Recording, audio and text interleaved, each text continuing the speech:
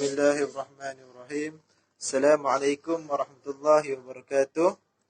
Saya Muhammad Uzaifah bin Abdul Halim, M0219217006, daripada grup 12. Kami ingin membentangkan mengenai ibadah kurban, insya-Allah. Okey, saya akan mulakan terlebih dahulu, iaitu dengan pengertian korban. Pengertian korban ini, korban adalah yang mana binatang ternakan yang disembelih untuk mendekatkan diri kita kepada Allah Subhanahu wa taala pada hari raya Aidil Adha dan 3 hari tasyrik. Kita melakukan ibadah kurban ni adalah semata-mata hanya untuk mendekatkan diri kita kepada Allah. Dan hal ini, perbuatan korban ini hanya dilakukan pada hari raya Aidil Adha dan juga hari raya dan juga 3 hari tasyrik. Okey, korban terbahagi kepada 2 bahagian, iaitu korban sunat dan juga korban wajib. Korban wajib ini yang mana ia disebabkan oleh seseorang yang mana telah melakukan nazar untuk berkorban. Korban pada bahasanya dia berasal daripada perkataan Arab yang membawa maksud pendekatan.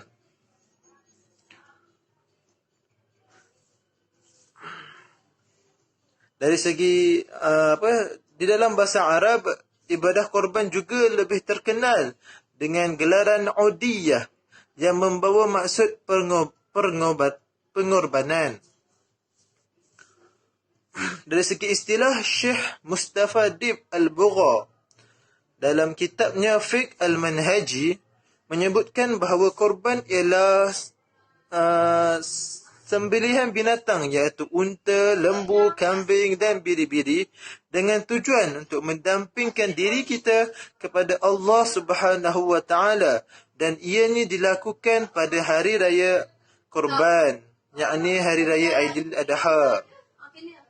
Dalil pensyariatan mengenai ibadah kurban ini terdapat 2, iaitu Al-Quran dan juga As-Sunnah.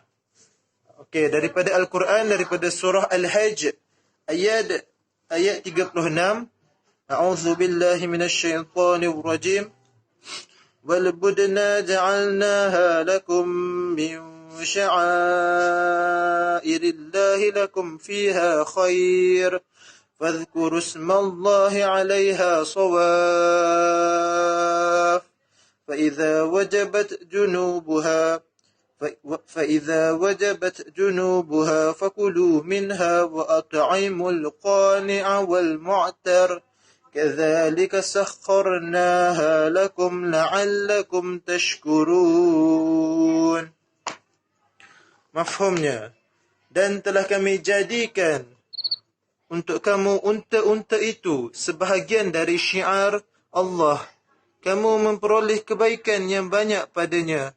Maka sebutlah olehmu nama Allah ketika kamu menyembelihnya dalam keadaan berdiri, yakni dan telah terikat. Kemudian apabila telah roboh, yakni mati, maka makanlah sebahagiannya dan beri makanlah orang yang rela dengan apa yang ada padanya, yakni yang tidak meminta-minta dan orang yang meminta. Demikianlah kami telah menundukkan unta-unta itu kepada kamu.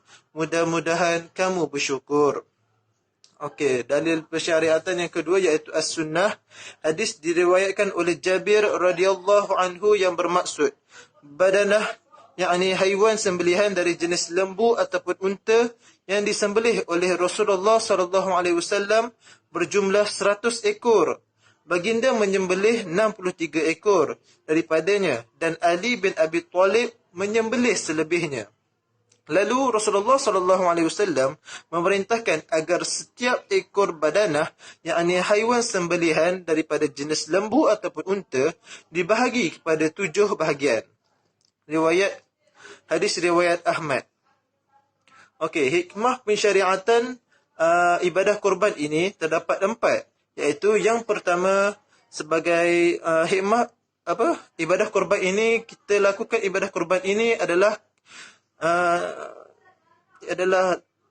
tidak lain dan tidak bukan adalah kerana untuk menunjukkan rasa syukur kita kepada Allah Subhanahu wa taala. Yang kedua ialah ibadah korban itu dapat menjadi kifarat bagi pelakunya. Yang ketiga, dapat menghidupkan erti pengorbanan besar yang dilakukan oleh Nabi Ibrahim alaihissalam dan juga anaknya Nabi Ismail alaihissalam.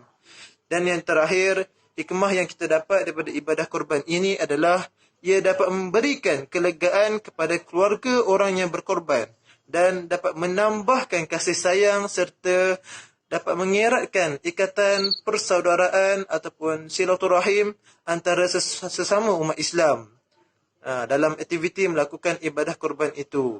InsyaAllah. Okey, itu saja daripada saya. Assalamualaikum warahmatullahi wabarakatuh. Bismillahirrahmanirrahim. Qala rabbi shrah li sadri wa yassir li amri wahlul 'uqdatam min lisani yafqahu qawli. Alhamdulillah.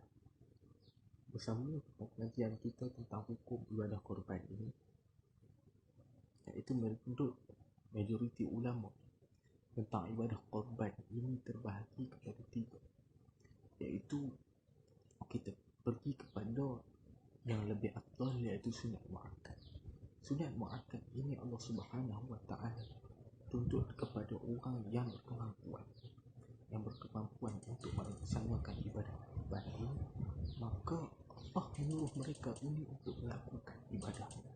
Seperti mana dalam Al-Quran telah Allah firmankan dalam surah Al-Hajj, iaitu dan bagi setiap umat kami disyariatkan penyembelihan korban supaya mereka menyebut nama Allah Subhanahu wa taala terhadap datang ternakan yang telah direzekikan Allah kepada mereka. Surah Al-Hajj ayat 34. Kita pergi kepada hukum yang wajib. Hukum yang wajib untuk melaksanakan ibadah korban ini adalah kepada orang yang melakukan bernazar. Dia berniat kerana Allah Subhanahu wa taala, iaitu dengan niat tersebut, dengan kejadian berlakunya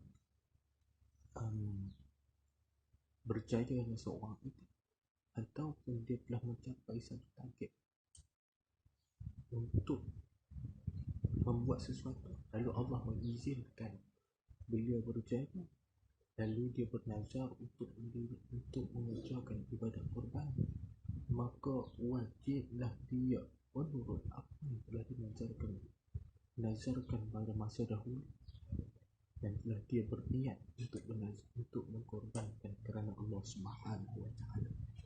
Maksud dalam ini Allah telah menjelaskan dalam surah Al-Hajj ayat 26, A'udzubillahi minasyaitonir rajim, wal yufu nuzurahu. Hadis Nabi juga menyebutkan man nadara an yuti Allah falyuti'hu. Maksudnya barang siapa yang bernazar untuk mentaati Allah Subhanahu wa taala, maka hendaklah dia itu menyempurnakan nazar tersebut, menyempurnakan nazar yang telah dia berjanji kepada Allah Subhanahu wa taala. Yang ketiga, kita melihat di sini ada ulama-ulama yang mengatakan tidak boleh, iaitu tentang melakukan korban atas wasiat ataupun ke atas orang yang telah mati. Ada beberapa pendapat yang menjadi perselisihan dalam masalah ini. Pertama sekali, dibolehkan untuk melakukan korban tersebut buat si mati supaya sampai pahala juga si mati. Ini ada pendapat jumhur ahli ulama ilmu yang merangkumi al-Imam Al-Hiyah, Al-Maliki, Al-Hanabilah dan sebagainya al-Imam Al-Syafi'i. Yang pertama, dibolehkan melakukan ibadah korban ini. Hadis daripada mereka mengambil hadis daripada Aisyah radhiyallahu anha yang mana meriwayatkan bahawa Rasulullah sallallahu alaihi wasallam ketika menyembelih, Bismillahi Allahu taqabbal min Muhammadin wa ali Muhammad wa min ummati Muhammad. Maksudnya Bismillah, dengan nama Allah, wahai Tuhan kami, terimalah daripada Muhammad dan daripada ahli keluarga Muhammad dan daripada umat Muhammad. Riwayat Al-Muslim. Bermaksudnya pada hadis ini Nabi menjelaskan tentang hadis ini, iaitu boleh melakukan ibadah korban telah diwasiatkan oleh dia, oleh si mati, bukan sekadar ia saja, al-wasiat, al-waris. Yang kedua, makruh hukum melakukan ibadah korban buat si mati ini adalah daripada pendapat Maliki. Al-Qarishi rahimahullah menyebut dimakruhkan bagi seseorang melakukan korban buat si mati kerana takut akan riak dan bermegah-megah, dan juga tidak waris perbuatan dalam perkara itu, dan tidak sekiranya tidak disediakan oleh si mati, dan sekiranya tidak maka si waris boleh melakukannya. Ada pendapat yang boleh dan menjadi makruh supaya tidak menimbulkan perasaan itu. InsyaAllah kita sebagai berkongsi ilmu, insyaAllah. Yang ketiga, tidak boleh melakukan korban buat si mati melainkan ia telah diwasiatkan, kecuali diwasiatkan apabila waris itu mewasiatkan untuk melakukan ibadah korban kepada anaknya. Seperti benar dia beritahu dekat anak kan, wasiat wasiatnya dia kata pula yang mati yang wasiat nak sekuah buat ibadah korban. Jadi bagi anak ni ada waris ni wajib melakukan ibadah tersebut. Al-Imam An-Nawawi rahimahullah ta'ala menyebut, dan tidaklah disembelih bagi orang lain melainkan mendapat izin daripadanya, dan tidak juga daripada yang mati melainkan ia telah diwasiatkan. Al-Imam An-Nawawi rahimahullah ta'ala sambung pula kepada orang yang ditentukan melakukan ibadah korban, iaitu yang pertama sekali, orang yang perlu melakukan ibadah korban ini Allahumma salli ala sayyidina Muhammad, istilah seorang yang beragama Islam. Tiba-tiba orang yang beragama lain melakukan ibadah korban, ataupun ahli-ahli kitab melakukan ibadah korban pada masa ini tidak boleh. Kalau masa dahulu kita yakin ahli kitab itu adalah yang memang ikut lagi iaitu wahyu-wahyu yang diturunkan. Sekarang ini tidak boleh dah ahli kitab yang beragama Islam sekali. Yang kedua, baligh. Yang ketiga, mestilah seorang yang berakal. Seorang yang berakal ini tidak boleh. Ada satu pendapat yang mengatakan fasik itu tidak boleh melakukan ibadah korban. Berakal ini tidak, iaitu mempunyai cukup mengetahui tentang cara-cara penyembelihan yang sempurna. Yang keempat, kemampuan. Orang yang melakukan ibadah korban ini mestilah berkemampuan. Jika tidak berkemampuan, maka tidak diwajibkan untuk melakukan ibadah korban. Yang kelima, yang keenam, merdeka. Bukan golongan hamba. Dan golongan hamba itu mempunyai harta sekalipun, tetapi tidak boleh melakukan ibadah korban, hanya sebagai satu penyembelihan yang biasa sahaja. Mestilah seorang itu yang merdeka. Binatang-binatang yang disyariatkan, sambung pada topik yang seterusnya, iaitu binatang yang disyariatkan untuk dikorbankan. Binatang yang hendak dijadikan binatang korban ini mestilah tidak mempunyai cacat atau cacat celah yang ada, tempang, sangat kukuh, sakit, terompong telinga. Ini maksudnya telinga dia berlubang, terpotong ekor, cacat, tak sempurna. Sekarang ini ada setengah stand yang mengkacut binatang mereka. Ada setengah tu dipotong ekor sebagai menjadi induk yang lama. Itu masalah sekarang bila kita melakukan ibadah korban. iaitu berlaku kepada kambing yang ada setengah itu potong untuk bagi dia jadi kacukan yang lawa. InsyaAllah itu juga boleh menjadikan kewaswatan yang boleh menjadikan orang yang melakukan ibadah korban itu tidak menjadi sempurna. Allahumma salli ala sayyidina Muhammad. Sabda Nabi sallallahu alaihi wasallam, maksudnya daripada Barqa bin Az-Zaid, Rasulullah sallallahu alaihi wasallam bersabda, 4 jenis binatang yang tidak sah menjadikan korban yang rosak matanya, iaitu buta. Bukan buta, yang rosak matanya mata. Maksudnya mata dia tu cekek, mata dia tu berubah, yang sakit, yang picang dan yang kurus, iaitu tompang, kurus dan tidak berisi. Boleh makan tiga-tiga. Korban ni kita tukar bagi-bagi, bukan bagi bilang.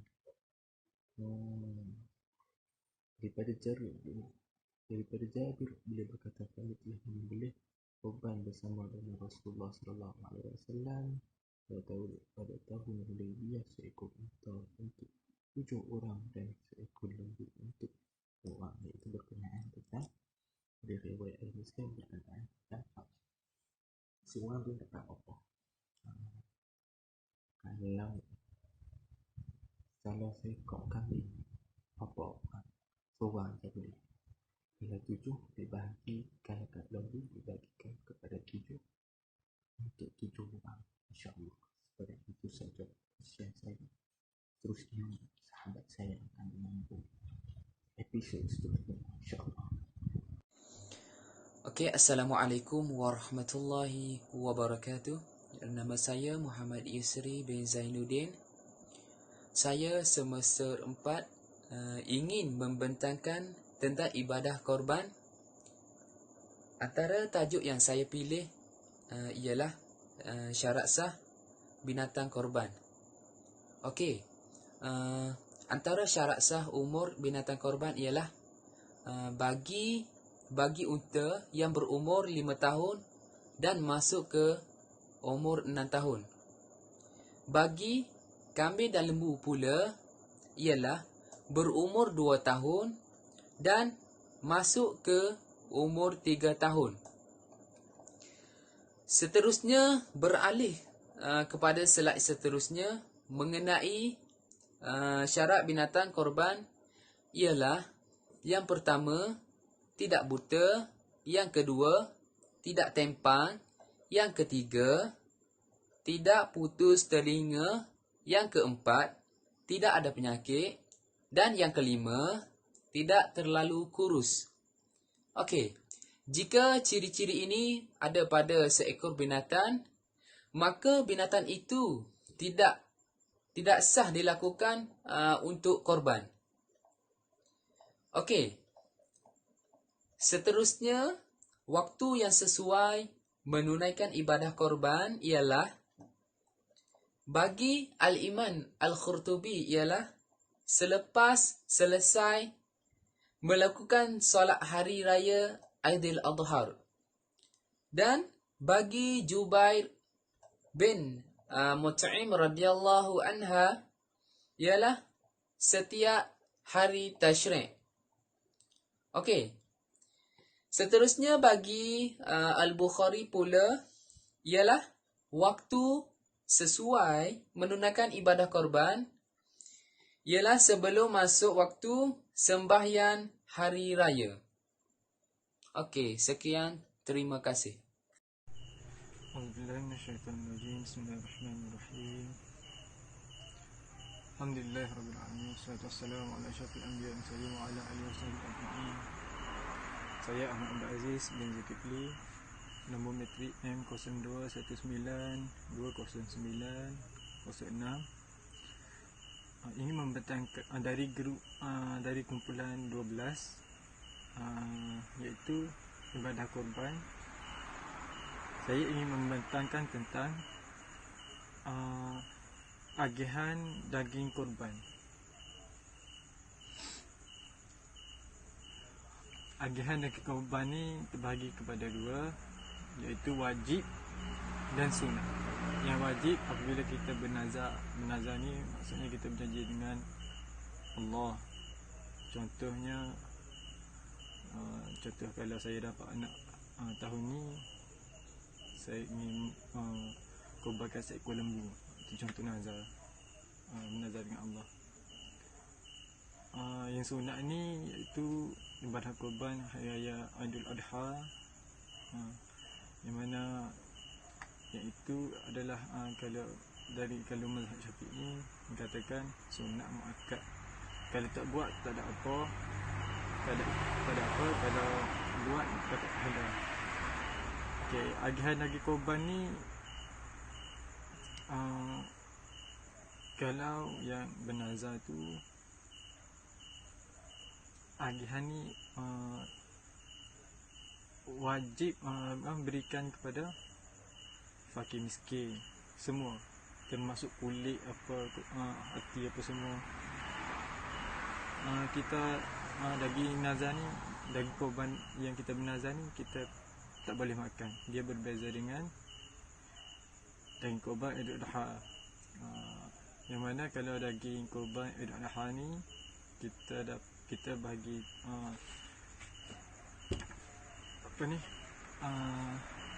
kita dapat bahagi 1/3 makan untuk kita, 1/3 untuk fakir miskin, dan 1/3 untuk 1/3 lagi untuk sahabat atau jiran-jiran ataupun orang terdekat dengan kita. Tapi seeloknya daging korban Aidil Adha ni seeloknya lah kita bagi kepada fakir miskin lah. Kalau kita makan 1/3 yang kita korban tu untuk ambil berkat saja. Lepas tu perkara sunat dan adab korban. Perkara sunat adab korban ni dia sebenarnya banyak, tapi saya nak ringkaskan sikit. Yang pertama, menghadap ke arah kiblat ketika menyembelih. Maksudnya kita menghadap kiblat sebelum nak sembelih itu binatang yang kita korbankan tu. Yang kedua, berlaku ihsan kepada haiwan yang hendak disembelih, iaitu dengan menggunakan pisau yang tajam dan dilakukan dengan kuat dan cepat. Sebahagian ulama mengharamkan penggunaan pisau yang tumpul kerana dia dapat menyeksa binatang. Kalau boleh guna pisau tajam untuk mempercepatkan lagi korban itu. Yang ketiga, memastikan terputusnya halkum, yakni saluran pernafasan dan urat mari.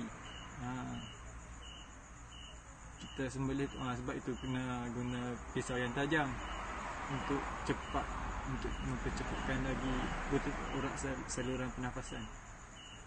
Okey, yang keempat, kita ni tidak digalakkan untuk mengasah pisau di hadapan binatang atau haiwan yang ingin kita korbankan itu.